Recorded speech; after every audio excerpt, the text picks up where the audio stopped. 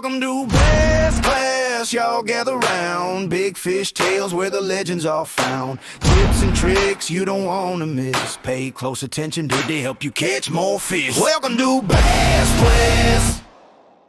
Welcome to class, guys. Today we're talking about 3 baits that are going to help you to just start catching fish. If you're new to bass fishing, maybe you've been fishing for a while and just looking for something a little bit different. These baits are tried, tested, true fish catching machines. They catch big fish, they catch numbers of fish, and they're just simple and easy to pick up. The very first bait we're going to talk about, the Wacky Rig. This right here is my go-to. It's my break glass in case of emergency bait. I've caught some of my biggest fish of the year. I've won tournaments. This bait is just a number one for me and a lot of anglers. Now, this is a specific hook. It's a weedless Wacky. But you guys can see this little wire keeper right here. That is a difference maker for a lot of reasons. The main reason for a weedless Wacky is that you're able to fish this in grass, you're able to fish it in wood, and not worry about that exposed hook getting buried and having to retie. Because typically, when you're fishing this, you're using a spinning rod.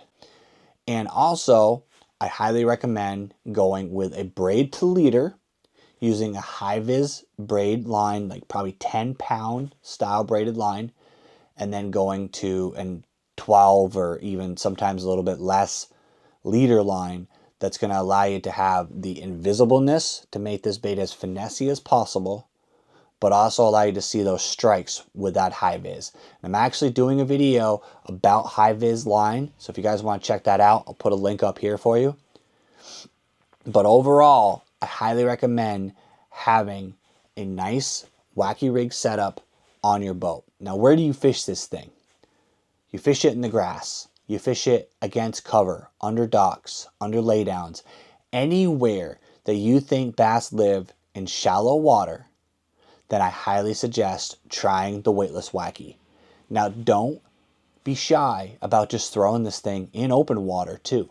You can take this thing in 8 feet, maybe even 10 feet and under, and just cast it out in the middle and just let it sink. Just let this thing fall, and you will be surprised how many times you'll be able to get on fish that you did not know were there. And I'm not talking about even having forward-facing sonar electronics. You can just blind cast this thing out in the middle, let it fall, wait till the line stops falling, pop that reel a couple times, pull it back.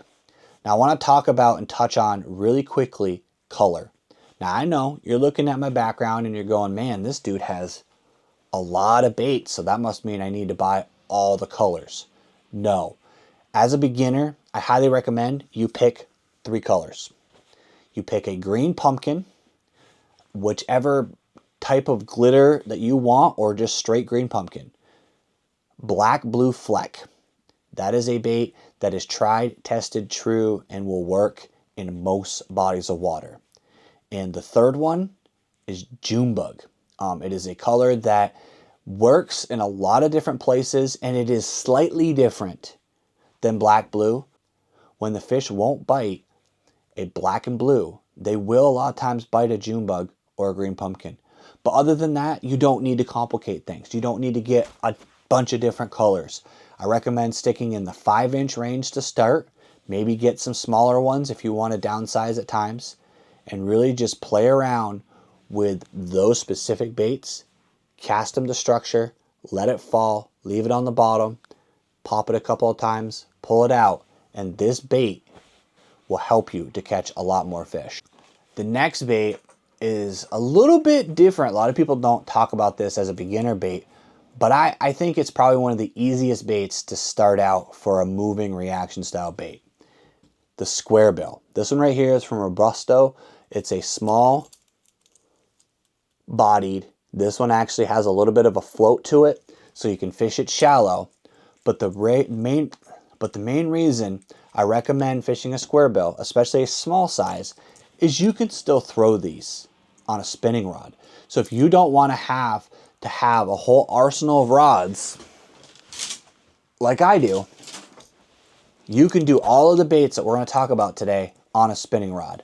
Now, I don't recommend getting like a 6XD or a 3XD or a deep diving bait, but a simple small 1.5, 2.5 size square bill like this one. You'll be able to get on the water, cast these with a spinning rod, and get on fish without having to have a whole bunch of gear. The reason I recommend a square bill as one of the baits is that this thing can be fished on top of grass. I wouldn't recommend pulling it through heavy grass, but when you get to those places that have submergent grass and you have a little bit of water above it, you can work this through right over top of it. And the beauty of this bait, and the reason why it's in this list, is because it is what I call a chuck and wind. You don't have to do anything fancy. Cast it out and reel it back. It's as simple as that. There is some nuance to how fast or slow you retrieve it. There's little things you could do with rod tip, moving it, jerking it, making the bait be erratic. But what I recommend, cast it out near your boat where you can still see the bait. Work it until you feel like it's doing the right shimmy. As a general rule, if you want to know whether to go fast or slow, think about this. Is it the early part of the season or the late part of the season? Then you probably want to work it a little bit slower. When you get to the summer, when you get to the days where those fish are super aggressive and active, you pretty much can't reel this thing fast enough and they'll still smash it. But work it until they get a bite. When you feel a bite, remember what you were doing. Were you working it slow? Were you working it fast? Were you pausing to itch your nose and then reeling? Because that is a thing. Stop and go. We're going to do a video on retrieve, so I don't want to dive too deep into that. But overall, square bill, like this one right here from Robusto, is something that I highly recommend checking out, put in your arsenal. And again, with a light square bill like this, you can throw it on spinning rod. You don't have to have fancy gear. That's the biggest thing about being a beginner, is I think a lot of people spend too much effort and money early and then get burned out. The last bait, we're going to talk about this one right here, Paddle Tail Swimbait. This thing is super versatile. You can do a lot with this bait. The thing that I do the most is I use either a belly weighted swim bait hook, or I take it, put it on a jig head. And again, it's another chuck and a wind. Now, what's the difference between this and a square bill?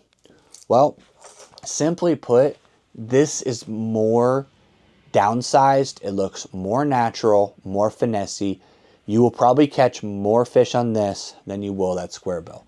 And the simple reason is this is a small bait fish looking profile that just moves through the water. That tail just kicks and those fish eat it. This will catch multiple species and it's really simple to use. So unlike the square bill, and the reason why this is the third bait is because this one can be rigged weedless with a belly weighted swim bait hook. You can actually get swim bait hooks that actually the jig heads have a weed guard on it, so you can rip this through the grass. You can take this bait and throw it just about anywhere and work this through the column. And because of its size, I usually recommend about a 3-inch or under, maybe 4-inch if you want to get fancy.